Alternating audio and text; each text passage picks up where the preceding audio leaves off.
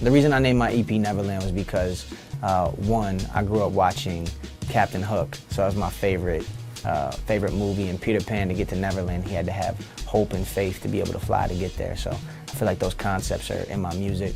And also, I want to elevate people's thinking. You know what I'm saying? I want to raise them up so high that their feet never land. And so it's a double entendre. And it's been a successful project. I mean, we barely had any marketing dollars, any push. We just kind of did a video series on andymineo.com that lets you watch the creative process with me. And you know, the videos are still up, you can go watch them, but that's all we did. And then our fans just went out and picked up the project. And so it hit #1 on iTunes. It was the #2 hip hop album behind Macklemore right after the Grammys. You know, and he took home like 5 that night.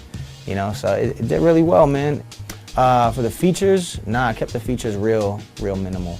You know, at this point in the game, I just feel like I don't want anybody to say that I got put on or I made it because of some kind of cosign. You know what I'm saying?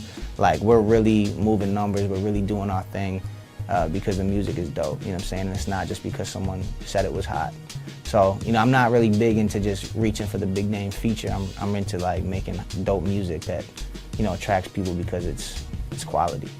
You know, I was talking with some of my industry friends, and they were just saying, you know, nothing's organic, man. Everybody thinks this person or that person popped off, you know, and it was all organic, but really there's labels behind it and pushing it and doing X, Y, Z. It's all kind of this facade. You know, I was like, but this is an organic movement. This is for real. I'm not paying out anybody to push my project or make it go viral, do any of that stuff. I just have a real dedicated fan base. The movement's been heavy. It's people that are excited about what we stand for, you know what I'm saying? And so, you know, we did a tour in Africa 2 years ago, and when we got off the planes, you know, they were holding signs and waiting for us and celebrating. We were like, this reached Africa? And that was a couple of years ago, you know what I'm saying? So when it's CD release time, they come out in droves and they show their support by investing their dollars. You know what I mean? Since the success that we've had, you know, for the past few years, every major label has tried to get in on what Reach Records is doing. And you know, we love being independent. We really feel like we don't need the major push to accomplish what we're accomplishing. It doesn't make sense for us to turn over, you know, what we have to somebody else if we can do it organically. So we just recently, though, signed a deal with Sony Red for distribution. But we're still keeping everything in-house. We're gonna run the label independently, Reach Records, and we're gonna keep doing what we're doing. When I'm going into the studio, you know, because we don't have major radio backing, you know, that's not the first thing on our mind. You know what I'm saying? How can I make the hit that is going to, you know, how can I put together the right formula to make it happen? We're just going and making good music.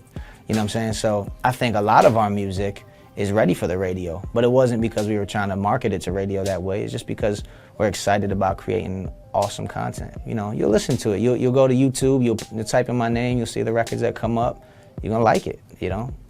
Yeah, I think the reason why I wouldn't give myself the title of Christian rapper is because I think it limits me in a lot of ways. And so it limits me from being able to be just an impact on culture and people. You know, when someone comes up to you and they say, hey, listen to this Christian rapper, there's a lot of things that go through someone's mind at first that have nothing to do with me or my music. It has a lot to do with their experiences with other quote-unquote Christian things. I think it's just an interesting talking point in hip-hop because people come in and say, Christianity, authentic Christianity and hip-hop don't mix, so this is kind of the clash point. You know, it's a talking point for media.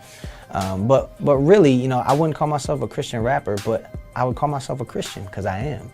And because I'm authentically a Christian, this isn't just like, check out my Jesus piece, you know what I'm saying? It's like I really live this thing out. It comes out in my music, it comes out in my relationships, it comes out in my friendships, it comes out in the way that I carry myself, you know what I'm saying? Because I really live that life, you know what I'm saying? So it comes out just like gangster rappers, you know what I'm saying? They didn't come in saying, I'm gonna make a genre of gangster rap. They're like, some of these dudes, very few, were actually gangsters, right?